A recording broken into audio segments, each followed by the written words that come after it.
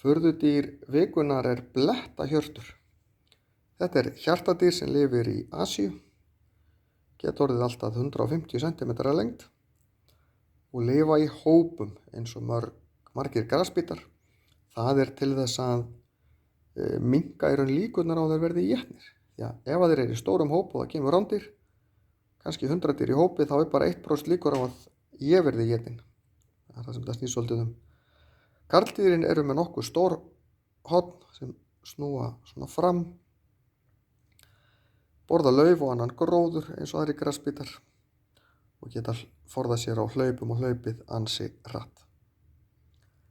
En þar sem þeir eiga heima á Indlandi, þá þurfa þeir að passa sig á tígrisdýrum. En tígrisdýr eru afar hrifin af að fá sér einn blettahjört eða svo þegar þau eru svöng.